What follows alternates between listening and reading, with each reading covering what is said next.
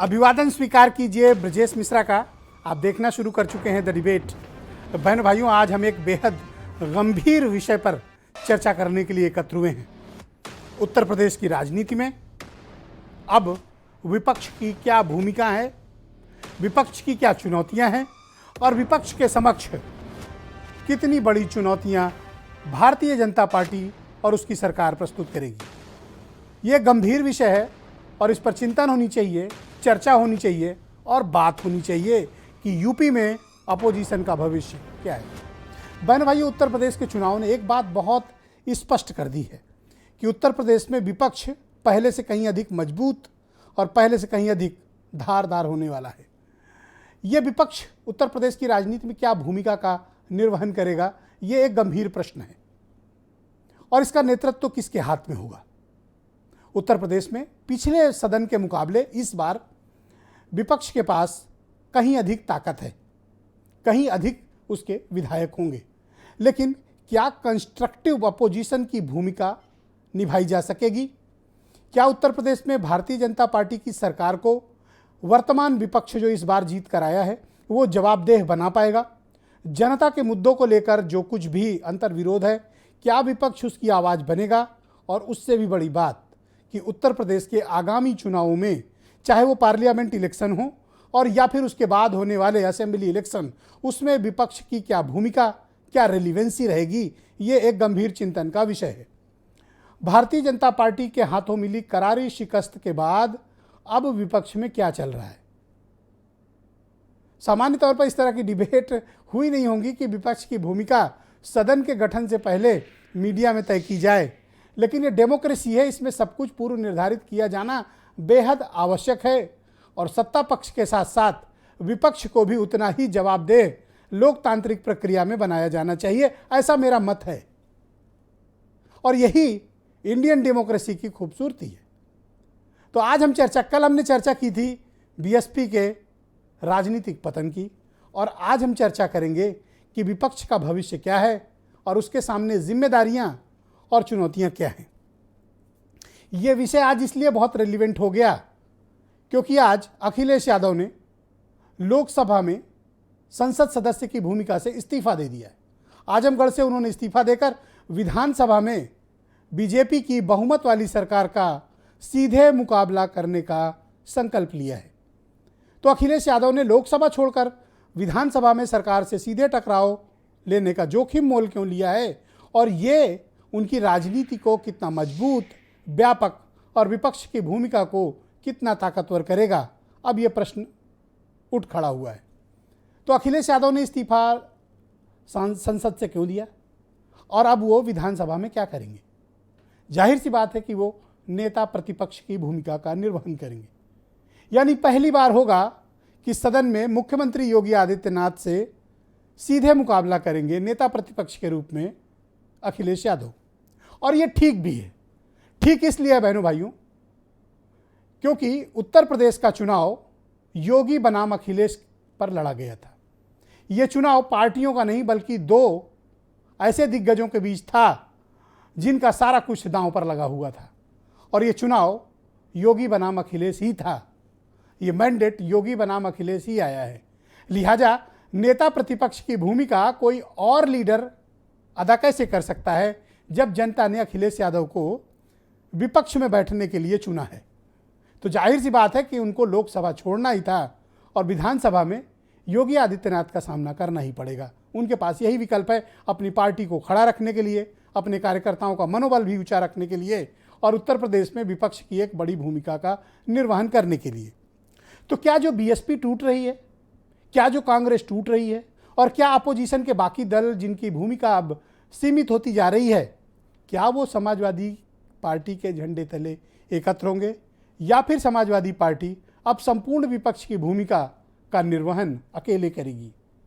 और आने वाले समय में अखिलेश यादव जब सदन में, विधानसभा में भारतीय जनता पार्टी की सरकार का मुकाबला करेंगे तो उनके सामने चुनौतियां और जिम्मेदारी क्या होगी, हम आज इस विषय को समझने की कोशिश करेंगे। मेरे साथ अमित पुरी हैं भारतीय जनता पार्टी से, सुरेंद्र राजपूत कांग्रेस से हैं, दीपक मिश्रा गठबंधन के प्रवक्ता और पीएसपीएल को रिप्रेजेंट करते हैं, वंशराज दुबे हैं आम आदमी पार्टी के लीडर हैं और संजय बेचन जी बहुत ही जाने माने पत्रकार हैं। इस डिबेट को प्रारंभ करूं उसके पहले मैं ये कहना चाहता हूं कि ये एक दूरगामी डिबेट है। हो सकता है कि कुछ लोगों को लगे कि ये इसकी रेलिवेंसी अभी नहीं है, पर मेरा ये मत है कि ये आज की ये परिचर्चा और ये विषय उत्तर प्रदेश की राजनीति को रीडिफाइंड करने वाला है, इसलिए ये डिबेट बहुत ही महत्वपूर्ण है। और आज मैं इसकी शुरुआत संजय बेचन जी से करना चाहता हूँ। दिल्ली से मेरे साथ जुड़े हुए हैं, बहुत ही जाने माने पत्रकार हैं और मेरे साथ तमाम कई महत्वपूर्ण डिबेट का हिस्सा रहे। संजय जी, बहुत शुक्रिया आपका। और मैं आपसे जानना चाहता हूं कि अखिलेश यादव के इस निर्णय को आप किस तरह से देखते हैं कि उनको अब सीधा मुकाबला विधानसभा के भीतर योगी आदित्यनाथ से करना है, मुख्यमंत्री हैं। ब्रजेश जी, एक बहुत बहुत बोल्ड डिसीजन लिया है अखिलेश जी ने जी। बहुत ही बोल्ड डिसीजन है और सच पूछिए तो राजनीतिक शास्त्र के विद्यार्थी के रूप में मैं थोड़ा निराश हुआ था जब मैंने ये खबरें पढ़ी कि वो करहल छोड़ेंगे, लोकसभा की सदस्यता बनाए रखेंगे। तो विधानसभा चुनाव के दौरान अखिलेश जी ने जो मैसेज दिया था लीडिंग फ्रॉम फ्रंट का, तो उसको मैं ध्वस्त होता हुआ देख रहा था उन खबरों से। लेकिन आज मुझे लग रहा है कि उत्तर प्रदेश में किसी भी दल ने, चाहे भाजपा तो जीत ही गई है चुनाव, बट अखिलेश जी ने बाजी छोड़ी नहीं है और उन्होंने एकदम डंके की चोट पर कहा है कि देखो मैं 2022 में जरूर हारा हूं, लेकिन मेरी नजर 2024 पर भी है और मैं लखनऊ और उत्तर प्रदेश छोड़कर कहीं नहीं जा रहा हूं। बड़ा महत्वपूर्ण स्टेटमेंट है उनका लोकसभा से इस्तीफा देना। और इसका ये भी एक मतलब मैं समझता हूं कि जो विपक्ष विहीन विधानसभा थी, बड़ा छोटा विपक्ष था उत्तर प्रदेश में, अब वो 2.5 गुनी ताकत के साथ हैं। तो सत्ता पक्ष पर अंकुश का भी काम करेंगे। बड़ी दिलचस्प राजनीति आने वाले दिनों में उत्तर प्रदेश में देखने को मिलेगी। और पर मुझे आप बताइए कि कभी नेता प्रतिपक्ष की भूमिका में अखिलेश यादव सदन में नहीं रहे हैं, ऐसे में उनके सामने क्या चुनौतियां हैं, क्या जिम्मेदारी है? वो भी तब जब भारतीय जनता पार्टी की सरकार दोबारा से रिपीट करके आई है और वो भी तब जब बाकी विपक्ष की पार्टियां लगभग इरेलीवेंट है।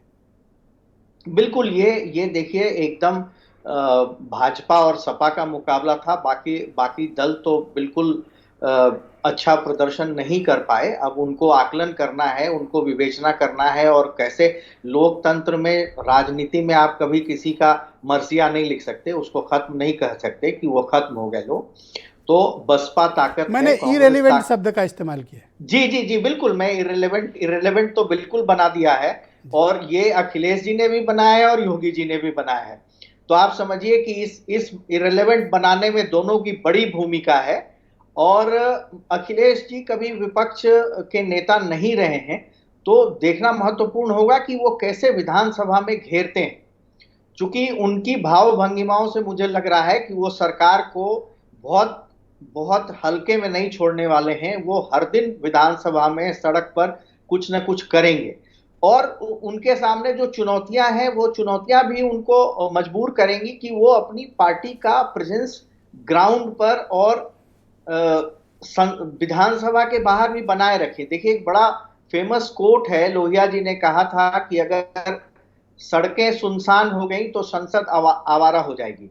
तो इसका पालन मुझे लगता है कि अखिलेश जी को करना पड़ेगा। समाजवादी हैं वो, और मैं बहुत उत्सुकता के साथ उनकी भूमिका की प्रतीक्षा कर रहा हूं कि वो कैसे करते हैं। शैडो चीफ मिनिस्टर तो बन ही गए हैं, अब वो चीफ मिनिस्टर को कैसे घेरते हैं, सरकार को कैसे रोकते हैं, कैसे जन कल्याणकारी काम के लिए सरकार पर प्रेशर बनाते हैं, ये बड़ा दिलचस्प होगा, बड़ा इंटरेस्टिंग होगा आने वाले दिनों में देखना। मैं हमेशा संजय जी कहता हूं कि उत्तर प्रदेश राजनीतिक शास्त्र के विद्यार्थियों के लिए एक पूरी यूनिवर्सिटी है और आप यहाँ आजीवन अध्ययन कर सकते हैं। यहाँ की हर घटनाएं और हर पहलू और हर नेता का मूव अपने आप में कोर्स के बराबर होता है। बिल्कुल बिल्कुल, आप बिल्कुल सही कहते हैं, आपका आकलन बिल्कुल सही है। क्योंकि यहाँ आप उत्तर प्रदेश में देखते जाइए, अब जैसे बसपा सिमटी है तो बसपा के वोट कहाँ जाएंगे और सपा उसको अपने साथ बनाए रखने के लिए, या जो बसपा के बिछड़े वोट हैं वो भाजपा में गए हैं तो उसके अपने साथ बनाए रखने के लिए, रिटेन करने के लिए क्या करेगी? सपा अपने को पुनर्जीवित करने के लिए क्या करेगी? कांग्रेस अपनी खोई जमीन वापस पाने के लिए क्या करेगी? चूंकि आंकड़े बताते हैं कि इस चुनाव में तो रायबरेली भी नहीं बची, जो कि सोनिया जी की, कांग्रेस के गांधी परिवार की खाती रही है, वो वहां भी सपा आगे निकल गई। तो कांग्रेस कैसे पुशबैक करती है, प्रियंका गांधी क्या फिर ग्राउंड पर आती हैं, क्या उनका जो थैंक यू गांव संजय जी, गांव मैं पांव परिचर्चा पांव को टगर एक टगर कदम का आगे जो बढ़ाता सुरेंद्र हूं राजपूत और बताते मैं हैं। गठबंधन के प्रवक्ता और पीएसपीएल रिप्रेजेंट कर रहे दीपक मिश्रा को आमंत्रित करता हूं। दीपक जी, बहुत शुक्रिया आपका। सबसे पहले तो मुझे ये बताइए कि अखिलेश यादव ने विधानसभा में रहना क्यों उचित समझा और उन्होंने पार्लियामेंट क्यों छोड़ा? देखिए, डॉक्टर राम मनोहर लोहिया की वैचारिकी के दृष्टिकोण से, एक समाजवादी के रूप में यह निर्णय सार्थक, सकारात्मक और दूरंदेशी है। इस दिए की रोशनी में सूरज को ढाला जाएगा, देखिएगा दूर तक इसका उजाला जाएगा।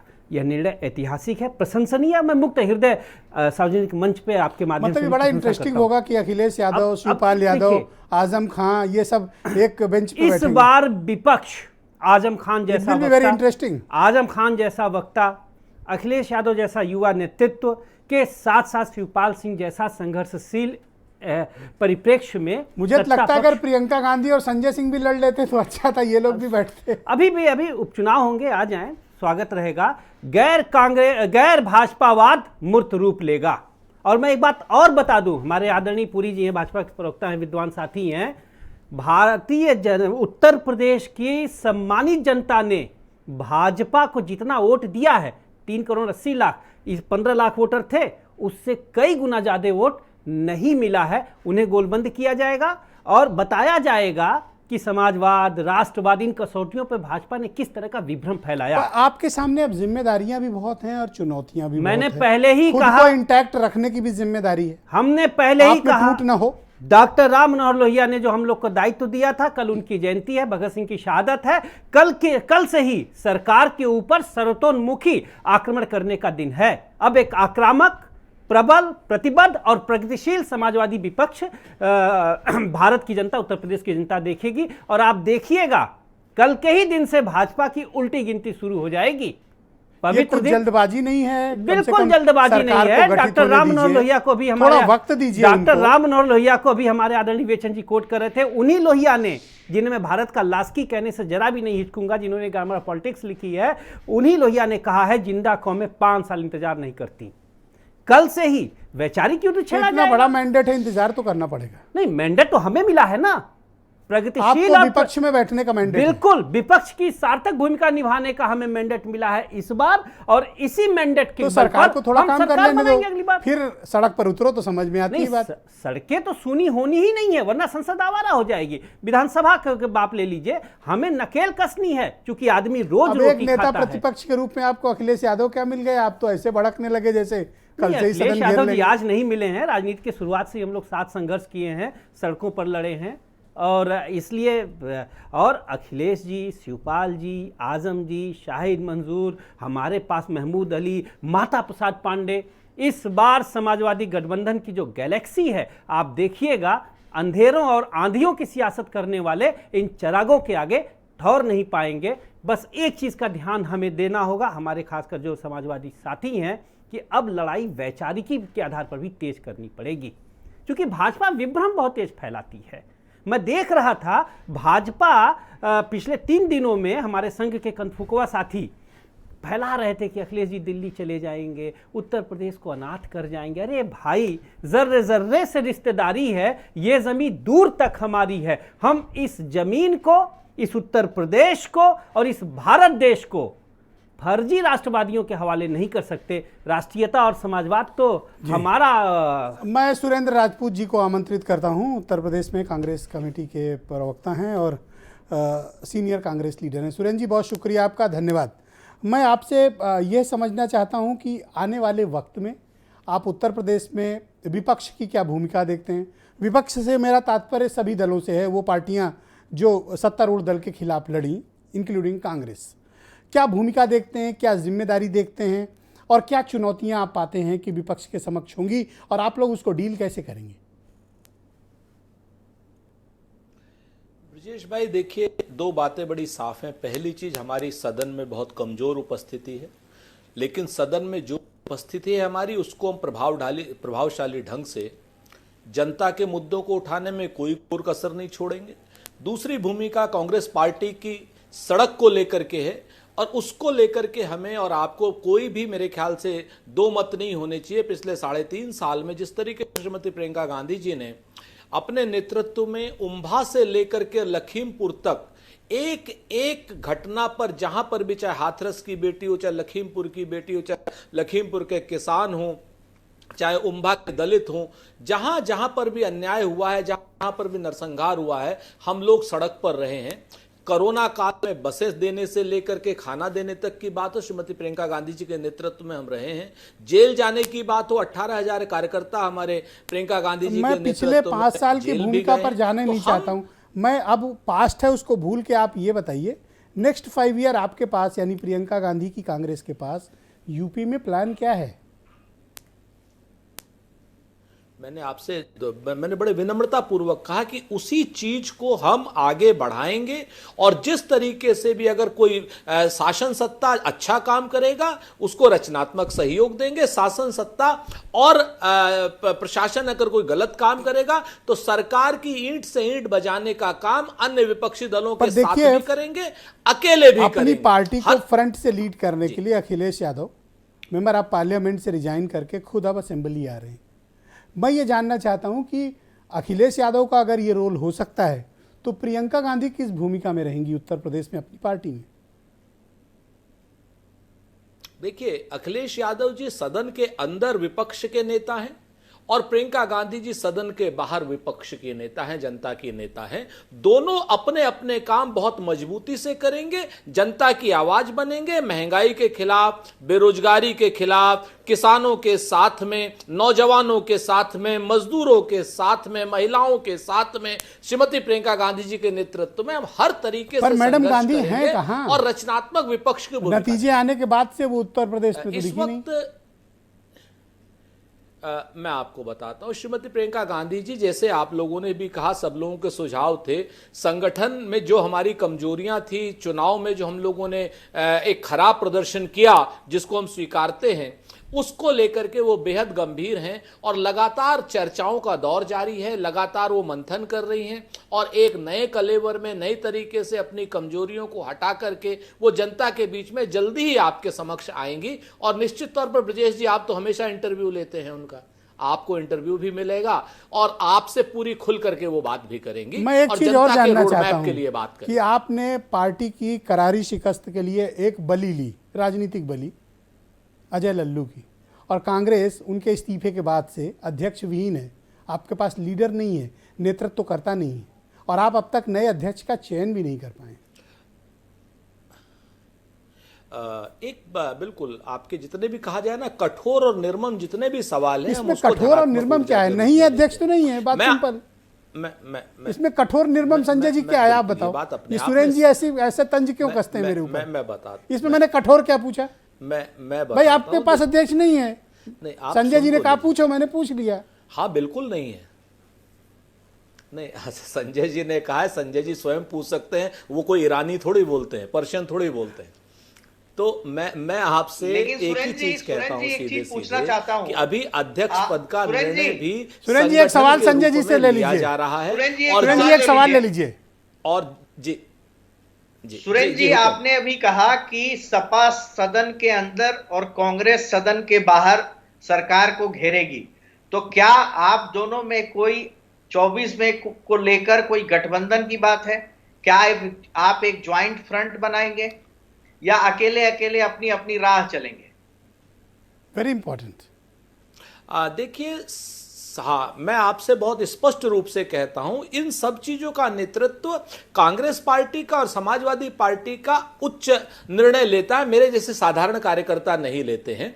लेकिन मैं आपको बहुत जिम्मेवारी से एक बात कहता हूं, हम लोगों का सामंजस्य हो ना हो, ज्वाइंट फ्रंट हो या ना हो, अपने अपने तरीके से सरकार के किए गए गलत कार्यों का हम विरोध पुरजोर तरीके से करेंगे। सदन के बाहर हमने इसलिए कहा कि सदन के अंदर हमारी भूमिका सीमित है, 2 सदस्यों की है, सदन के बाहर हमारी भूमिका असीमित है। समाजवादी पार्टी की भूमिका सदन के अंदर बहुत अच्छी है, लेकिन हमारी भूमिका सीमित है, लेकिन हमारी भूमिका सदन के बाहर। अब मैं इस राउंड का अंतिम सवाल आपसे जानना चाहता हूं, और मैं चाहता हूं कि आप उसका स्पष्ट जवाब दें। कांग्रेस को उसका प्रदेश अध्यक्ष कब मिलेगा? जी, जल्दी ही मिलेगा और हम आपको सबसे पहले बताएंगे। उस पर मंथन चल रहा है। मैं वंशराज दुबे जी को आमंत्रित करता हूं, आम आदमी पार्टी के लीडर और प्रवक्ता हैं। वंशराज जी, बहुत शुक्रिया आपका। आम आदमी पार्टी की उत्तर प्रदेश के चुनाव में बहुत ही करारी शिकस्त मिली। आपको 1% वोट भी यूपी में नहीं आया। आपने इसके कारणों की समीक्षा की कि इतनी करारी शिकस्त का कारण क्या है और इस हार से आपने क्या सबक लिया, और क्या अब आपकी पार्टी सड़क पर लड़ाई छोड़ चुकी है? देखिए ब्रजेश जी, जैसा कि आप सब जानते हैं कि ये चुनाव जो इस बार उत्तर प्रदेश में विधानसभा का लड़ा गया, ये चुनाव योगी हटाओ और योगी बचाओ के बीच का था। और ये बात ठीक रही कि आपने देखा कि कांग्रेस पार्टी की बात हो, बसपा की बात हो और आम आदमी पार्टी की बात हो, कांग्रेस ने लगभग हजारों करोड़ रुपए, 5-5 हेलीकॉप्टर, न जाने कितने हजारों करोड़ कांग्रेस उतारा, लेकिन क्या सीटें मिली आप जानते हैं। अब वो आंकड़ा कांग्रेस के प्रवक्ता ज्यादा अच्छे से दे पाएंगे मुझे लगता है। दूसरा, इतनी पुरानी पार्टी जो बसपा है उसको क्या सीटें मिली। तो सीधा सीधा ये चुनाव योगी हटाओ और योगी बचाओ के बीच में था। लेकिन जनता ने जो विपक्ष की जिम्मेदारी जिस दल को दी है, आज उनके नेता ने लोकसभा से इस्तीफा दे दिया और विधानसभा जाने का निर्णय लिया, बहुत स्वागत योग्य कदम है।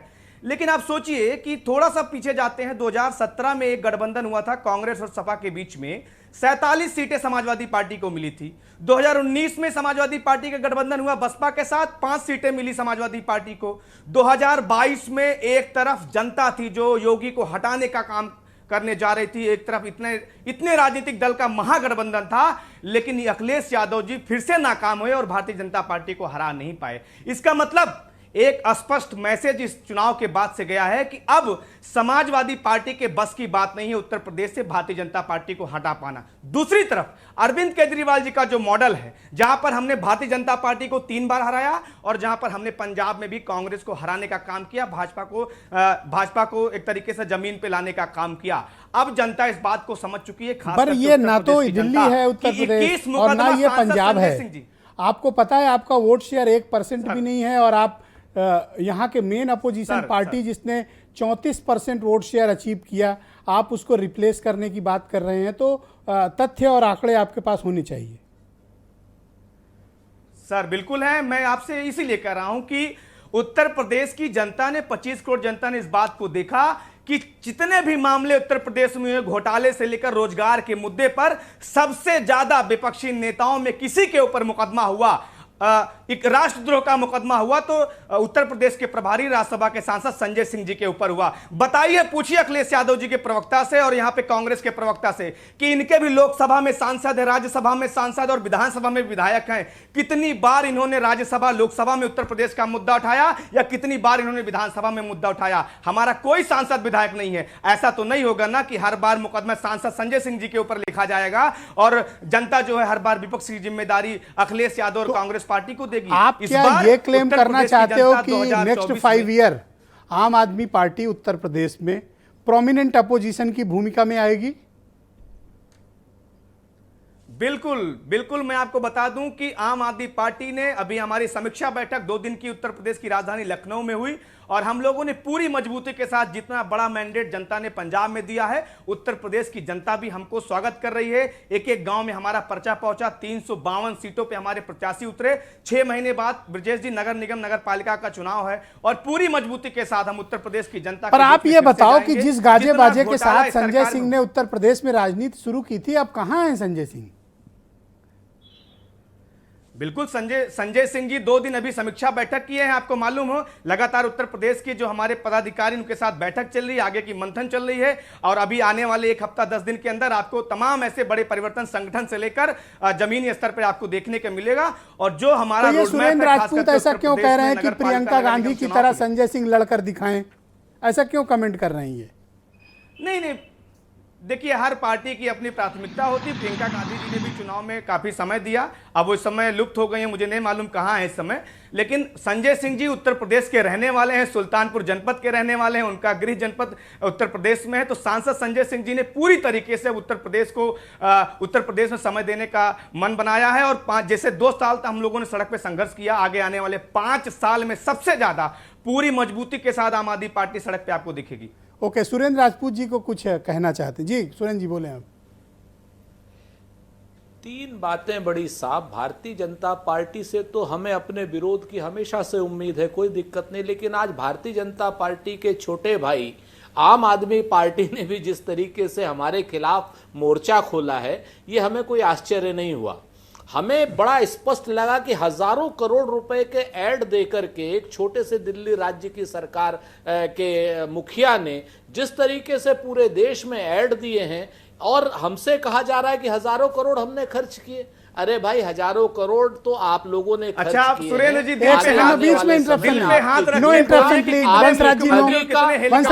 ठगी का भांडा फूटेगा। मैं आपके बीच में नहीं बोला, आप बोले। दूसरी बात जो आपने कही, आज संजय सिंह का जन्मदिन है, उनको बहुत बहुत बधाइयां। संजय सिंह बहुत तरक्की करें, दीर्घायु हों, स्वस्थ रहें। लेकिन संजय सिंह जी अपना काम करें, प्रियंका गांधी जी अपना काम कर रही हैं और पूरे तरीके से यूपी की ही रहने वाली प्रियंका जी हैं। आपका तो हमें नहीं पता वंशराज जी, लेकिन प्रियंका गांधी जी की 4 पीढ़ियों का खानदान यही उत्तर प्रदेश से ही है। इसकी अगर आपको जानकारी नहीं है, आपको सुरेंद्र जी ये भी तो हो सकता है, इस बात की जलन भी तो हो सकती है, इस बात की पीड़ा भी तो हो सकती है। आप जिस तरीके से, एक सेकंड सवाल तो ले लें, आपको जलन और पीड़ा भी तो हो सकती है कि आम आदमी पार्टी ने दिल्ली से आपको रिप्लेस किया, दोबारा सत्ता में नहीं आए, अब पंजाब भी आपसे छीन लिया, इस कारण भी जलन भी तो हो सकती है। देखिए सर, हाँ हाँ, नहीं, निश्चित तौर पर क्या नाम, पंजाब आम आदमी पार्टी ने हराया है हम, और हमने उनको बधाई दी है। लोकतंत्र में कोई जीतेगा कोई हारेगा, और लोकतंत्र में आज की डेट में पंजाब, अगर इन्होंने हमें हराया है तो पंजाब के लोगों की, जिन लोगों ने इन पर विश्वास व्यक्त किया है, उनकी आकांक्षाएं और अपेक्षाएं पूरी करने का वक्त है, ना कि किसी को लुप्त कहने का, ना किसी को विलुप्त कहने का। अपना काम करेंगे तो बेहतर होगा, और अपना काम नहीं करेंगे तो ये भारतीय जनता पार्टी के बी ग्रेड के एजेंट के रूप में अगर काम करेंगे, जो आपको तो हरा दे अपोजिशन की पार्टी, वो सब बीजेपी के बी टीम हो जाते हैं, ऐसा क्यों? नहीं नहीं नहीं, हमने पहले, देखिए बहुत स्पष्ट है, समाजवादी पार्टी ने हमें हराया, हमने कभी उनको नहीं कहा। आज बीएसपी इस चुनाव में, हम ही नहीं आप भी कह रहे हैं, समाजवादी पार्टी भी कह रही है कि मायावती जी और क्या नाम, मायावती जी की पार्टी और आम आदमी पार्टी, इन दोनों ने भारतीय जनता पार्टी को कहीं ना कहीं सहयोग देने का काम किया, समर्पित मुझे रूप तो से लगता है कि सहयोग बीजेपी दिया, से ज्यादा दिल्ली से आपको आम लेकर आदमी के, पार्टी से किसान तकलीफ बिल है। से लेकर के। नहीं, हमें आम आदमी पार्टी से दिक्कत नहीं है, लेकिन आम आदमी के पार्टी के प्रवक्ता जब झूठे, अनर्गल और अनाचारित रूप से आरोप लगाते हैं तो जवाब देना पड़ता है। हजारों करोड़ के ऐड दिए या नहीं दिए, आप देख लीजिए, नहीं तो मैं प्रमाण दे देता हूं। धन्यवाद अमित पुरी जी। आज इन सब की बात सुनने के बाद फिर मैंने निश्चय किया कि आज लास्ट में चांस आपको देंगे, ताकि आपको इनके सबके विचार से अवगत हो जाएं कि विपक्ष की भूमिका के बारे में विपक्ष की क्या धारणा है। अब आप मुझे बताइए, आप सत्तारूढ़ दल हैं, दूसरी बार लगातार सत्ता में आए हैं, अच्छे खासे बहुमत के साथ आए हैं, अब आप विपक्ष की भूमिका क्या देखते हैं? और अब तब जब विपक्ष में भी कोई कमज़ोर नेता नहीं है, ताकतवर भी हैं, प्रभावशाली भी हैं, और आप सोचें कि अपोजिशन की बेंच में अखिलेश यादव, शिवपाल यादव, माता प्रसाद पांडे, आजम खां, शाहिद मंजूर, महबूब अली, जब ये सब बैठे मिलेंगे, तब विपक्ष का आकलन आप किस प्रकार से कर रहे हो? मैं मानता हूं कि स्वस्थ लोकतंत्र के अंदर स्वस्थ लोकतंत्र के अंदर विपक्ष की एक बड़ी महती भूमिका है, और कहा भी गया है कि मुंडे मुंडे मतेर भिन्ने, अलग अलग मस्तिष्कों में अलग अलग विचार आए और उसका प्रतिपादन एक शास्त्रार्थ के रूप में होकर के स्वस्थ लोकतंत्र के लिए चीज़ें निकले, ये स्वागत योग्य है। लेकिन अभी मैं समाजवादी साथी को सुन रहा था, मैं इस दौर में किसी पुरानी बात पे नहीं जाना चाहता।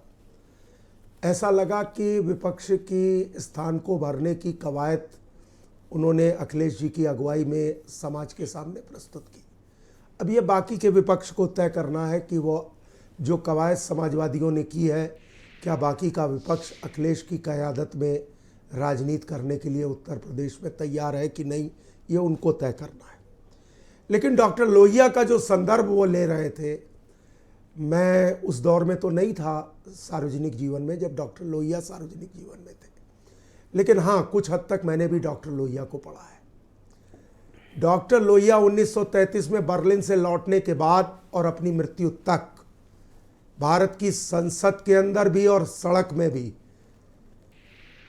एक ही चीज के लिए प्रयासरत रहे पंडित दीनदयाल उपाध्याय के साथ, कि गैर कांग्रेसवाद के खिलाफ मोर्चा लड़ा जाए। लेकिन नवांतुक समाजवादी आज के दौर में गैर कांग्रेसवाद को गैर भाजपावाद की लड़ाई में ले आए। यह उनका वैचारिक अधिष्ठान है, उनको स्वागत है। लेकिन डॉक्टर लोहिया ने जब यह कहा था कि जिंदा कौमें 5 साल इंतजार नहीं करती, तो यह कहा था कि सरकारों को 5 साल झंझोरते रहिए। यह नहीं कहा था सरकार बनने के 5 दिन पहले से तबर्रा पढ़ना शुरू कर दीजिए। तकलीफ हो गई ना? डॉक्टर लोहिया कभी भी सरकार बनने से पहले ही आपका विरोध पे उतारा। अच्छी बात है, स्वागत है। ये जो सैडिस्टिक प्लेजर है पर संताप, ये उत्तर प्रदेश की राजनीति को स्वीकार नहीं है। इस प्रदेश की राजनीति बदल चुकी है। जो अक्सर हम चर्चा करते हैं ना, लाभार्थी लाभार्थी, ये लाभार्थी है क्या? Politics of performance, pro poor policy, execution of election manifesto, ये जब हमने किया तब हमने समाज में ट्रांसलेट करके एक वर्ग खड़ा किया जिसे गवर्नमेंट की पॉलिसीज का लाभ मिला। तो अगर राजनीति करनी है तो इस दौर में ऐसी कीजिए जिसके अंदर आप अपने घोषणा पर ये मानते हैं आप अमित पुरी जी की विपक्ष आपको जो पिछले 5 साल था उससे कहीं ज्यादा ताकतवर विपक्ष और बड़े नेता अब आपके नेताओं से मुकाबिल होंगे, तो आपकी जवाबदेही, जिम्मेदारी और चुनौतियां भी उतनी ही बड़ी हैं। नहीं, राजनीति में चुनौतियां आती हैं, उनको स्वीकार किया जाता है। हमें विपक्ष के जौहर का इंतजार है, लेकिन विपक्ष अगर अपने जौहर में जौहर यूनिवर्सिटी वाले आजम साहब का मुलम्मा चढ़ा करके चुनौती पेश करेगा तो हम उसे भी स्वीकार करेंगे। उत्तर प्रदेश की जनता आजम खान चुन कर आए हैं, एमएलए हैं। मैं कब कह रहा हूं, मैं कब कह रहा हूं रहमो करम पे आए हैं? जब चुन करके आए थे तो अकलियत की बेवाओं की जमीन कब्जा कर ली। आपने ऐसे शब्दों का इस्तेमाल क्यों किया कि मुलम्मा चढ़ा के आए? हाँ, जौहर यूनिवर्सिटी का मुलम्मा जिसने अकलियत की बेवाओं को बेजमीन कर दिया, वो जमीन की चर्चा कर रहे थे ना अभी समाजवादी साथी। तो बेवाओं की जमीनों को हड़पने वाले अगर जमीन की राजनीति करेंगे तो उत्तर प्रदेश की सियासत उन्हें जमीन। अखिलेश यादव ने लोकसभा से इस्तीफा दिया और अब वो आपकी पार्टी के मुख्यमंत्री के सामने होंगे। स्वागत है। और मैं एक बात और भी कह सकता हूं, वेरी इंटरेस्टिंग। नहीं, बिल्कुल स्वागत है, कोई दिक्कत नहीं है। और मुझे तो अच्छा लगा कि तमिलनाडु की राजनीति की तरह विपक्ष के नेता सदन में नहीं रहते थे। ये जो ट्रेंड साउथ में करुणानिधि और जयललिता जी वाला था, वो उत्तर प्रदेश में बदला है। क्षेत्रीय दलों की कटुता से आगे व्यापक राष्ट्रीय पहल के अंदर उत्तर प्रदेश की राजनीति जा रही है। मैं इसका स्वागत करता हूँ। ऑलराइट, शुक्रिया आपका। बहनों भाइयों, हमने कू ऐप पर आज के मसले को लेकर आज जिस विषय पर डिबेट कर रहे हैं, एक प्रश्न पूछा। कू ऐप पर जो हमने सवाल पूछा वो है कि 2022 में विपक्ष को जनता ने पसंद नहीं किया, अब 2024 के लिए क्या तैयारी है? तो छवि जी लिखती हैं कि 2024 में जनता विपक्ष को फिर से पसंद नहीं करेगी। तो भूरा राम चौधरी जी लिखते हैं कि विपक्ष अभी पुराना ज़माना सोच के चल रहा है, उन्हें नहीं पता कि नया ज़माना क्या है। तो सुशील लिखते हैं कि 2024 में बीजेपी सरकार बनाएगी और कोई रोक नहीं सकता है। मैं संजय बेचन जी का रुख करूंगा, बहुत ही जाने माने पत्रकार और पॉलिटिकल एनालिस्ट हैं, दिल्ली से मेरे साथ जुड़े हुए हैं। संजय जी, आप मुझे बताइए कि आने वाले वक्त में आप उत्तर प्रदेश में विपक्ष के किन नेताओं की क्या क्या भूमिका देखते हैं? मैं आपके समक्ष 4 नाम प्रस्तुत कर रहा हूँ: अखिलेश यादव, प्रियंका गांधी, मायावती और संजय सिंह। चौथा नाम क्या है? संजय सिंह। संजय सिंह जी। देखिए ब्रजेश जी, सबसे पहले मैं थोड़ा सा विषयांतर करूंगा। ये जो मोदी योगी भाजपा की जो राजनीति है, विपक्ष के लिए बहुत स्कोप कम छोड़ती है, क्योंकि इनका जोर जो है वो डिलीवरी पर बहुत है। जब 2014 में मोदी की सरकार बनी तो उन्होंने इस देश के गवर्नेंस में एक नई चीज ऐड किया। उन्होंने डिलीवरी को आधार बनाया अपने गवर्नेंस का, और डिलीवरी जब शुरू होती है तो विपक्ष की भूमिका थोड़ी कम हो जाती है। अब मैं आपके मूल सवाल पर आता हूं। अखिलेश यादव से मुझे बहुत उम्मीदें हैं, क्योंकि अखिलेश यादव विपक्ष के नेता के रूप में कभी बैठे नहीं विधानसभा में, तो वो कैसा करते हैं ये बहुत ही महत्वपूर्ण होगा देखना उनको। और मैं उम्मीद करता हूं कि वो नैरेटिव लेड या प्रोपेगेंडा लेड राजनीति जो लोग उनको सलाह देते हैं उनसे थोड़ा दूर जाकर वास्तविक जो विपक्ष के मुद्दे हैं, क्योंकि देखिए उन्होंने जो मुद्दे उठाए चुनाव में, जनता ने उनको नकारा। मतलब योगी के लॉ एंड ऑर्डर के ऊपर आपने एक हाथरस का मुद्दा खड़ा करके उनके सुरक्षा के वायदे को, सुरक्षा प्रदान करने का जो उनका प्लान था, उसको स्टंप करने की कोशिश की, उसको जनता ने नकारा। तो मुझे लगता है कि अखिलेश जी अपनी नाकामियों से सबक लेकर आगे अच्छा करेंगे और जमीनी मुद्दों पर काम करेंगे। जी, मायावती और प्रियंका गांधी। अब प्रियंका गांधी पे आता हूं। प्रियंका गांधी एक्टिव बहुत रही, लेकिन दिक्कत क्या है कि प्रियंका गांधी बहुत ज्यादा वामपंथियों के प्रभाव में दिखती है मुझे, क्योंकि उन्होंने जो शब्द, वो राजनीतिक शब्द उन्होंने इस्तेमाल नहीं किए। वो लगता था कि कोई एनजीओ की एक्टिविस्ट है, उनको एक पॉलिटिकल एक्टिविस्ट बनना पड़ेगा। ये फला विधान, ये न्याय विधान, ये भर्ती विधान, ये आम आदमी को समझ में नहीं आती है बातें। तो जो कांग्रेस की मूल विचारधारा है, उससे वामपंथ को हटाकर और जो एक्टिविज्म वाला उनका मोड है, उससे हटकर वो राजनीति करें तो जमीन खोई पा सकती हैं, ऐसा मुझे लगता है। नेक्स्ट मायावती। और मायावती के सामने तो देखिए उन्होंने खोया है बहुत कुछ, पाने के लिए उनके पास पूरा जहान है, लेकिन मायावती जो है वो जमीन पर बहुत एक्टिव होती नहीं दिखती है। उनका वो एक जो है कॉरपोरेट की तरह पार्टी चलाती है, तो उनको अपने पार्टी का लोकतांत्रिकरण करना पड़ेगा। संजय सिंह, देखिए आम आदमी पार्टी ने बहुत जबरदस्त जीत हासिल की है पंजाब में, उनको बहुत बधाई। दिल्ली में उन्होंने बहुत अच्छा किया है और मैं समझता था कि आम आदमी पार्टी जो वादे कर रही है, लेकिन वो पूरा कैसे कर पाएगी, कैसे करेगी, अब देखना है उनको पंजाब में वो क्या करेंगे। दिल्ली में उन्होंने थोड़ा काम किया है, कई बातों पर वो फिसले हैं, लेकिन दिल्ली में उनके पास पूरी विधानसभा नहीं है। पंजाब में उनके पास पूरी विधानसभा है, पूरे अधिकार हैं। अब वो कैसे जो है एक डेफिसिट स्टेट है उसमें वो कैसे करते हैं। और संजय सिंह से उम्मीद यह है, देखिए संजय सिंह उत्तर प्रदेश में उन्होंने काफी, आपने ही बताया था कि उत्तर प्रदेश में वो काफी घूमे, काफी उन्होंने प्रचार किया, 403 सीटों पे उन्होंने प्रत्याशी खड़े किए, तो उनसे उम्मीदें हैं। चूंकि आम आदमी पार्टी की पंजाब जीत के बाद एक परसेप्शन क्रिएट हो रहा है कि बीजेपी के विकल्प की भूमिका का वो निर्वहन कर सकते हैं। हालांकि ये बहुत ज़्यादा अपेक्षा है, अगर कोई ऐसा परसेप्शन बना रहा है तो। आप क्या उत्तर प्रदेश की राजनीति जो जाति कास्ट स्टेट है यूपी, ये कोई इशू बेस्ड स्टेट नहीं है, तो यहाँ पर आम आदमी पार्टी जैसी विचारधाराओं को क्या स्थान मिलेगा? देखिए आम आदमी पार्टी अपने को जरूरतों के हिसाब से ढाल लेती है। अभी मैं आम आदमी के प्रवक्ता को सुन रहा था और मुझे आश्चर्य हो रहा था कि जिस तरह से उन्होंने अखिलेश यादव पर अटैक किया, जबकि आम आदमी पार्टी पूरी तरह से उनके सामने नतमस्तक थी। उन्होंने कहा हमारा वोट भी अखिलेश यादव के लिए, हम अखिलेश यादव के साथ हैं। आपने ठीक कहा, मैंने तो केजरीवाल को साइकिल के लिए वोट मांगते सुना है। जी, तो आप ये नहीं कह सकते, जिस तरह से उन्होंने आरोप लगाया, जिस तरह से उन्होंने कांग्रेस पर आरोप लगाया, मैं उस पर नहीं जाता क्योंकि मैं इन दोनों पार्टियों का या किसी पार्टी का प्रवक्ता नहीं है। लेकिन संजय सिंह से मुझे उम्मीदें हैं। संजय सिंह ऊर्जावान व्यक्ति हैं और वो उत्तर प्रदेश बहुत घूमे हैं। अब वो जो कास्ट रिगल है उत्तर प्रदेश का, उसको वो कैसे तोड़ते हैं, उसमें कैसे आम आदमी की ऊर्जा भरते हैं अपने कैडर में, ये देखने वाली बात होगी। संजय सिंह से मुझे उम्मीदें हैं। संजय सिंह बहुत ऊर्जावान व्यक्ति है। जी, मैं दीपक मिश्रा को आमंत्रित करता हूं। प्रियंका गांधी भी बहुत ऊर्जावान है ब्रजेश जी, नो डाउट अबाउट इट। मैंने तो आपसे एक डिबेट में ये बात कही भी थी कि अपोजिशन में second biggest crowd puller leader है प्रियंका जी। और उनकी जो संवाद की शैली है वो अद्भुत है। उनका जो कम्युनिकेशन स्किल है, मैं आश्चर्यचकित हूं, अद्भुत है। मतलब इस देश में एक तो कम्युनिकेशन स्किल मोदी जी के पास है और दूसरा मैं उसके बहुत पास अगर किसी को देख रहा हूं तो वो प्रियंका गांधी है। गजब, चमत्कृत करने वाला कम्युनिकेशन स्किल है। हाँ सर, लेकिन वोट आरएलडी से भी कम है सर। वोट तो अलग चीज है। देखिए वोट तो इतनी बड़ी पार्टी है, वोट आना जाना तो चला रहेगा, लगा रहेगा, लेकिन कनेक्ट जो कर रही है जिस तरह से, वो बहुत दीपक मिश्रा को मैं आमंत्रित करता हूं। दीपक जी, विपक्ष में आपकी पार्टी की भी भूमिका पर कई प्रश्न चिन्ह खड़े हैं कि आप विपक्ष का बड़ा हिस्सा खुद अपने पास रखना चाहते हैं और आपकी पार्टी पर भी तमाम आरोप लग रहे हैं कि आप उसे कैसे हैंडल करिएगा। विपक्ष के बाकी दल भी अपनी अपनी भूमिका में हैं।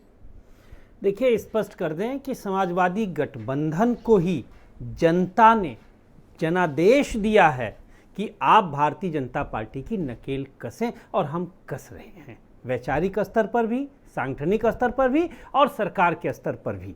विधानसभा में घेरेंगे, वो आप देखिएगा, सत्र शुरू होने दीजिए। अभी हमारे भाजपा के विद्वान साथी ने कहा कि हम प्रो पुअर पॉलिसीज बनाए हैं। इनके प्रो पुअर पॉलिसीज की कल ही तो नीति आयोग की रिपोर्ट नहीं खोल दिया। अभी एक नई रपट आई है। रपट का निष्कर्ष ये है कि इनकी योजनाओं के नाते अरबपतियों की संख्या भले बढ़ी है, गरीबों की संख्या 84% गरीबों की प्रति व्यक्ति आय घटी है। उत्तर प्रदेश और दिल्ली और देश के प्रति व्यक्ति आय का अंतर 88,000 रुपये है मान्यवर। ये तो इनका पीपीपी का हाल है। पूरा का पूरा एकात्म मानव दर्शन जिसके लिए दीनदयाल जी ने जीवन दे दिया, सदन का लोभ नहीं किया, एकात्म मानव दर्शन को इन्होंने एक मानव दर्शन में बदल दिया, मोदी नाम केवलम। अब वो अगर बहुराष्ट्रीय कंपनियों के हवाले अर्थव्यवस्था कर देते हैं तो ना आरएसएस एक शब्द बोलता है, ना अमित पुरी जी बोलते हैं जो अटल जी के साथ जिन्होंने राजनीति की। कम से कम ऐसे लोगों से मुझे उम्मीद है कि स्वदेशी आंदोलन कभी भूले नहीं होंगे।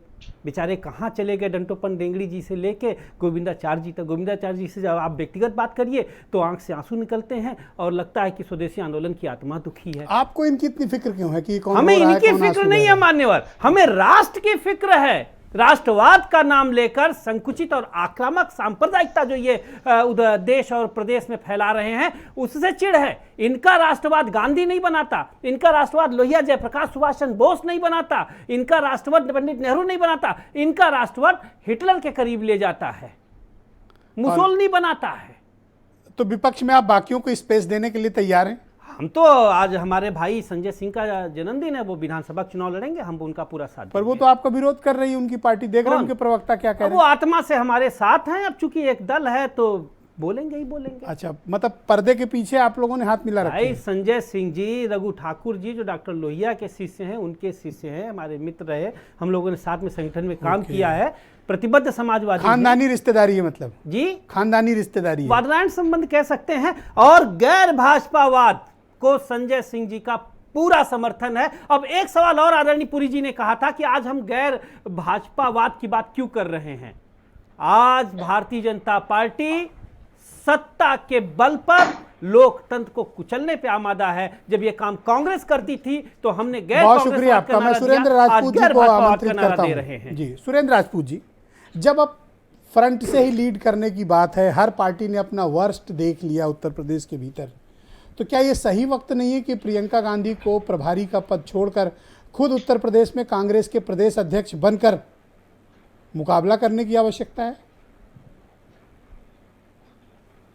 ब्रजेश भाई, अब हमारे मुंह से आप जो भी कहलवा लें, लेकिन हम एक बात खाली बता दें, पिछले 4 साल से आपको क्या प्रियंका गांधी जी के अलावा कोई भी नेता दिखाई दिया सड़क पर संघर्ष करते हुए? उन्हीं के नेतृत्व में हम सबने संघर्ष किया।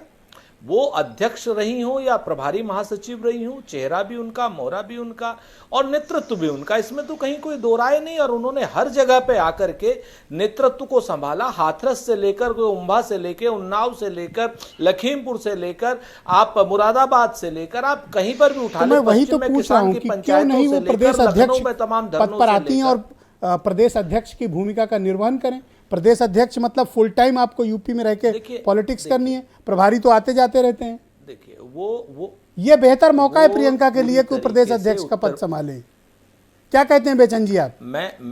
मुझे लगता है कि देखिए कांग्रेस की जो कार्यशैली है उसमें शायद प्रियंका गांधी का जो महिमा मंडन कांग्रेस के लोग करते हैं, वो महिमा मंडन, वो जो ऑरा है, वो जो आभा मंडल है, वो टूटेगा उनके उत्तर प्रदेश। भाई जब अखिलेश यादव प्रतिपक्ष के नेता के तौर पर असेंबली में बैठने को तैयार है तो प्रियंका गांधी को भी प्रदेश अध्यक्ष बनने से क्या परहेज है? देखिए ब्रजेश जी, प्रियंका गांधी चुनाव विधानसभा का लड़ सकती थी, हारती या जीतती अलग मायने होते, लेकिन हम वो जो उनके नाम के आगे गांधी लगा है ना, उनको बहुत चीजों से संजय जी, मुझे याद है जब मैंने उनका पहला इंटरव्यू किया था, उन्होंने कहा था कि मैं चुनाव लड़ने के विकल्प पर बहुत गंभीरता से विचार कर रही हूं, लेकिन मुझे लगता है कांग्रेस लीडरशिप ने फिर उन्हें चुनाव लड़ने नहीं दिया। बिल्कुल उनको लड़ना चाहिए था। देखिए मजबूती के साथ लड़ना चाहिए था, हारती या जीतती कोई फर्क नहीं पड़ता। इंदिरा गांधी जी कुछ कहना चाहते हैं? सुरेंद्र जी कुछ कहना चाहते हैं? सुरेंद्र जी देखिए, हम तो 2-3 बातें कहना चाह रहे हैं कि जैसे आपने भी कहा, संजय बेचन भाई ने भी कहा, आज हमारे पास कोई औरा या किसी चीज के पीछे छुपने की गांधी परिवार को आवश्यकता नहीं है। शहादत देने वाला परिवार है, हमेशा इसने फ्रंट से लीड किया है, और वो प्रदेश अध्यक्ष रहे या प्रभारी महासचिव रहे, लेकिन उन्हीं के नेतृत्व में हम लोग चुनाव भी लड़ रहे हैं, उन्हीं के नेतृत्व में सामाजिक उत्थान का भी काम कर रहे हैं, और उन्हीं के नेतृत्व में लड़की हूं लड़ सकती हूं के नारे के साथ में महिलाओं के राजनीति में भागीदारी भी। मैंने तो कहा ना आपसे कि ये निर्णय उन्हें लेना है, मुझे या आपको नहीं लेना है। हम तो बहुत, पर एक सीनियर कांग्रेस लीडर होने के नाते आपकी भी तो कोई ओपिनियन होगी सुरेन जी। मेरे नेता जिस रूप में हमारे साथ में रहना चाहें, हमारे लिए उनका नेतृत्व महत्वपूर्ण है, उनका पद महत्वपूर्ण नहीं है, और कद तो उनका ऊंचा ही है, उसमें कोई कहने की बात नहीं है। वो जिस तरीके से भी लगातार नेतृत्व दे रही है, कंटिन्यूएशन में दे रही हैं, लखनऊ में रह करके नेतृत्व दे रही हैं, पश्चिम से लेकर पूरब तक कोई जगह ऐसी नहीं है जहां वो जा नहीं रही हैं। 3-3 दिन जेल में ये सरकार बंद करती है, चाहे वो वाल्मीकि को लेकर हो, चाहे वो उनकी पॉलिटिक्स, इस पर किसी को कोई संदेह नहीं है। संजय जी जैसे न्यूट्रल ऑब्जर्वर भी उस चीज की प्रशंसा कर रहे हैं, पर उनका यह मत है कि अब उनको प्रियंका जी को फ्रंट से आके लीड करना है। तो मैं आपको भी और संजय जी को दोनों को आमंत्रित करता हूं कि आप दोनों लोग कांग्रेस ज्वाइन करें और अपना मत रखें। प्रियंका गांधी जी गंभीरतापूर्वक जरूर स्वीकार करेंगी, और आपके साथ में पार्टी ज्वाइन पूरी तरीके से। नहीं, सवाल करने का नहीं, आप सहयोग कीजिए ना। हम तो चाहते हैं आप जैसे मैं तो हम लोग यहाँ से आपको मशवरा दे रहे हैं कि प्रियंका जी को लाइए और स्टेट प्रेसिडेंट बनाइए। अरे भाई, संजय जी तो कह रहे हैं आइए ना। भारतीय जनता पार्टी की कुनीतियों के खिलाफ, भारतीय जनता पार्टी की महंगाई की नीतियों के खिलाफ, बेरोजगारी की नीतियों के खिलाफ आप भी आइए ना, कांग्रेस ज्वाइन कीजिए और प्रियंका जी के हाथ को मजबूत कीजिए, समाज के हाथ को मजबूत कीजिए। हम आपका भी और संजय बेचन जी का भी स्वागत करेंगे, और प्रियंका गांधी जी आपके सुझावों पर भी गंभीरतापूर्वक विचार करेंगे। अब देखिए, जनता ने मुझे एक पत्रकार की भूमिका दी है, तो मैं अपने दायित्वों का निर्वहन कर रहा हूं। आपको कांग्रेस के प्रवक्ता की जिम्मेदारी मिली है, आप उसका निर्वहन कर रहे हैं। संजय जी को राजनीतिक विशेषज्ञ और पत्रकार की दी है, तो वो अपनी भूमिका का निर्वहन कर रहे हैं। तो मुझे मेरी भूमिका का निर्वहन करना दीजिए। हम तो आपसे चाहते हैं कि आप अपने से बड़ी भूमिका का निर्वहन करें, सत्ता परिवर्तन के लिए नहीं, व्यवस्था परिवर्तन के लिए ब्रजेश जी जैसे लोगों को, संजय जी जैसे लोगों को कांग्रेस ज्वाइन करें, और देश के हाथों को मजबूत करने का जरूर काम करें, चुनौतियों को स्वीकार करें। और चुनौतियों को स्वीकार करने के साथ साथ प्रियंका गांधी जी का और देश का नेतृत्व को जो है मजबूत करने का काम करें। हम लोग आपका स्वागत। बहुत शुक्रिया आपका, धन्यवाद, बहुत बहुत धन्यवाद। वंशराज दुबे जी, मैंने दिल्ली के मुख्यमंत्री और आपकी पार्टी के मुखिया अरविंद केजरीवाल के 2 स्टेटमेंट आज की डिबेट में आने से पहले सुने। एक लखनऊ में और दूसरा खलीलाबाद में। उत्तर प्रदेश में जब अभी असेंबली के इलेक्शन चल रहे थे तो वो साइकिल के लिए वोट मांग रहे थे, और आज आप उसी साइकिल और उनके नेता की आलोचना कर रहे हैं। और दूसरी तरफ गठबंधन के प्रवक्ता कह रहे हैं कि आप आत्मा हैं उनकी। तो ये क्या आपके रिलेशन है, लव एंड हेट का? थोड़ा ये दर्शकों को बता दीजिए। देखिए ब्रजेश जी, सबसे पहले स्पष्ट तो मैं ये कर दूं कि आदरणीय अरविंद केजरीवाल जी ने जो भी सभाओं में बात कही, उन्होंने कहा कि जो लोग भी जनता को भरमाने का प्रयास कर रहे हैं कि हम तो सरकार नहीं बनाने जा रहे हैं, उनको ये स्पष्ट संदेश है आम आदमी पार्टी की जितनी भी सीटें आएंगी वो भाजपा के खिलाफ जो भी सरकार बनेगी हम उस सरकार के साथ जाएंगे। इसलिए जाएंगे क्योंकि जो हमारा मॉडल है, जिस मॉडल पे हम आपके बीच में आए हैं, उस मॉडल को हम लागू कराने का काम करेंगे उस सरकार के साथ जाकर। अब ये बात अलग रही कि जनता ने हमको जो भी आशीर्वाद दिया, जो भी प्यार दिया, वो हमारे सर माथे। हम आगे भी जनता के लिए उतना ही मेहनत करेंगे, उतने ही उनके मुद्दे को उठाएंगे। दूसरी चीज जो हमारे बड़े भाई सुरेंद्र जी ने एक बात कही कि हम भाजपा की बी टीम में, आपके टीवी स्क्रीन पे आपके अगल बगल में भारतीय जनता पार्टी और कांग्रेस के प्रवक्ता बैठे हैं, हमारे दोनों बड़े भाई हैं। आप जरा इनसे पूछिए कि दिल्ली में दोनों दलों को हराने का काम किसने किया? एक बार नहीं 3 बार आम आदमी पार्टी ने। पंजाब में इनको घुटनों पर लाने का काम किसने किया? आम आदमी पार्टी ने, चाहे वह कांग्रेस हो चाहे भारतीय जनता पार्टी हो। तो किसी को भी यह गलतफहमी नहीं होनी चाहिए, आम आदमी पार्टी जनता की बी टीम है, क्योंकि जनता ने इस बात को देखा कि गोवा में जनता ने वोट दिया ये तो बड़ा करारा जवाब हो गया बीजेपी के पास। मध्य प्रदेश में जनता ने वोट दिया कांग्रेस को, भाग गई बीजेपी के पास। राजस्थान में कोई वोट करता है कांग्रेस को, भाग जाती बीजेपी के पास। तो जनता उत्तर प्रदेश और हिंदुस्तान की इस बात को समझती है कि कांग्रेस पार्टी जो बड़े बड़े मंचों से चिघाड़ती है, लेकिन जब सरकार बनाने की बात आती हो तो इनके सारे सांसद और विधायक सबसे पहले संपर्क में आ जाते हैं। पता नहीं क्यों मुझे लग रहा है संजय आप जी कि बताइए आम आदमी पार्टी भारतीय जनता पार्टी के लिए एक छोटा सा सवाल हर गाड़ी से अपनी गाड़ी लड़ाना चाहती है। बिल्कुल, देखिए केजरीवाल जी की राष्ट्रीय महत्वाकांक्षाएं और होनी भी चाहिए, और उन्होंने राजनीति में एक नई लीग, जिसको वो कहते हैं कि उन्होंने एक नई लीग बनाने की कोशिश की है, आम लोगों को राजनीति में लाकर उनको भूमिका देकर। तो एक बार उनको भी लोगों को लगता है कि उनको परखना चाहिए। सर ये यूपी है, ये जाति आधारित राज्य है, यहाँ टिकट जाति देखकर बढ़ता है, वोट जाति देखकर पड़ता है। कौन कौन सी जातियां हैं, हम लोग इधर एक 6 महीने में सीख गए, नाम रट गए सबके, इनको कौन पूछेगा यहाँ पे?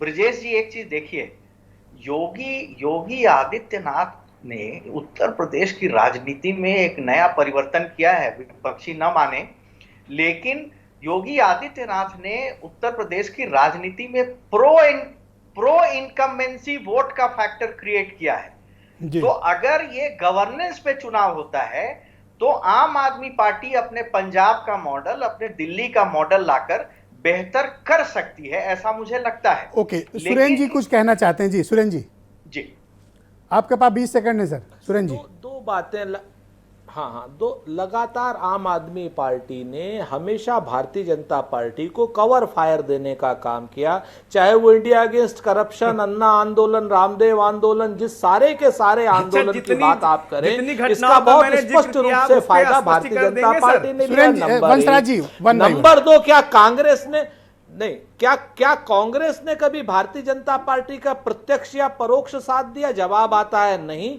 लेकिन अगर आम आदमी पार्टी को आप देखेंगे तो मैं एक नहीं 20 जगह दिखाता हूं। किसान का जो किसान विरोधी बिल था, सबसे पहले उसका समर्थन करने का काम किया तो आम आदमी पार्टी ने काम किया। आम आदमी पार्टी जहां जहां जैसे प्रतीकों की राजनीति, गांधी को हटा करके और लोगों को लाने की बात का काम करेंगे तो आम आदमी पार्टी करेगी। दिल्ली के दंगों में भारतीय जनता पार्टी का समर्थन करने का काम करेगी तो अरविंद केजरीवाल की आम आदमी पार्टी करेगी। नरेंद्र मोदी जी की तरीके से हजारों करोड़ रुपए का एड देने का काम करेगी तो आम आदमी पार्टी करेगी। आपके मित्र अमित पुरी जी प्रतीक्षारत हैं काफी देर से। भाई पुरी जी, यहाँ तो अब विपक्ष में ही आपस में कौन बड़ा स्पेस लेगा, किसकी नई एंट्री होगी, इसका ही युद्ध शुरू हो गया है। और आप आम आदमी पार्टी को कमजोर मत समझो। देखिए ऐसा है, मैंने शुरुआत में ही कहा कि अपोजिशन के स्पेस को भरने की कवायद थी। अब विपक्ष को तय करना है कि वो अखिलेश की क़यादत में आगे बढ़ेगा नहीं। ये मेरी पहली दूसरी लाइन थी पहले राउंड के अंदर। मैं इस ABCD के गेम में नहीं जानता कौन किसकी ए पार्टी है, बी पार्टी है, सी पार्टी है। हम तो एक तो सुरेंद्र राजपूत को ये अधिकार आपने कैसे दे दिया कि वो तय करें कि आपकी बी टीम कौन है? इसका मतलब आपने उन्हें कॉपीराइट दिया है। हम ABCD के आगे हैं, हम हैं पी पे, पॉलिसी, प्रोग्राम, पुअर, पब्लिक। हमारा तो मॉडल ये है पी।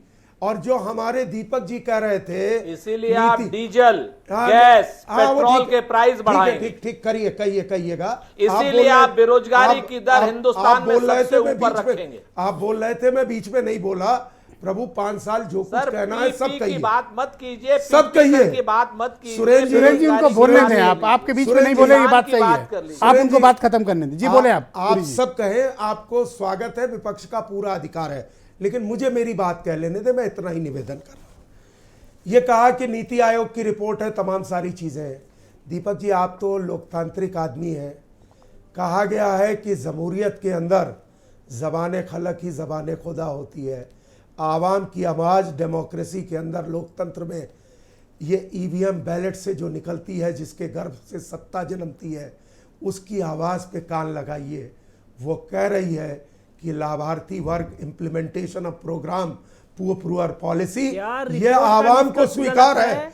और जो आवाम को स्वीकार है, एक मिनट दीपक जी, आप कह रहे थे, मैंने सुना, आप शालीन लोगों में से हो, मैं जानता हूं, लेकिन आपकी मजबूरियां हैं। आप 5 साल वो सत्ता में जब थे तो आप जवानी कुर्बान का संघर्ष कर रहे थे। कालिदास मेरे मार्ग ख्याल से लेकर पर्सनलाइज कमेंट ना करें एक दूसरे पे। विक्रमादित्य मार्ग तक। Don't make it personal. हाँ, तो वो मैं इसलिए जाना नहीं चाहता था। नीति आयोग की रिपोर्ट गलत है, बस एक वाक्य बता दीजिए। 20 सेकंड मेरे पास बचे हैं केवल। अमित पुरी जी कंप्लीट करें, कंक्लूड ने करिए। क्या कहा वो दीपक जी प्लीज, दीपक जी नो, फजीयत ना करें प्लीज, ये फेयर नहीं है। मैं आपसे कह रहा हूं। अमित पुरी जी बोले। मैं केवल एक लाइन की बात कर रहा हूं। पूरे विपक्ष को शुभकामनाएं हैं कि वह लोकतांत्रिक तरीके से सदन के अंदर और सदन के बाहर गरिमा को बना करके अपना विषय रखे, एबी टीम का झगड़ा छोड़े, खुद की पार्टी के प्रोग्राम और पॉलिसीज को आगे लेकर तो ये फ्रेंचाइजी वापस लो ना सुरेंद्र राजपूत से। हाँ, ये जिसने जिसको बांटी है वो अपने आप तय करे, हमें उससे कोई लेना देना नहीं है। खाट से घाट तक यूपी के साथ से हाथी का साथ, सपा का साथ। बहुत शुक्रिया आप सबका, बहुत बहुत धन्यवाद एक विचारोत्तेजक डिबेट का हिस्सा बनने के लिए और अपने अपने महत्वपूर्ण विचार प्रस्तुत करने के लिए आप सबका बहुत शुक्रिया। और बहनों भाइयों, आप सबका भी बहुत बहुत धन्यवाद इस सारगर्भित डिबेट का हिस्सा बनने के लिए। नमस्कार।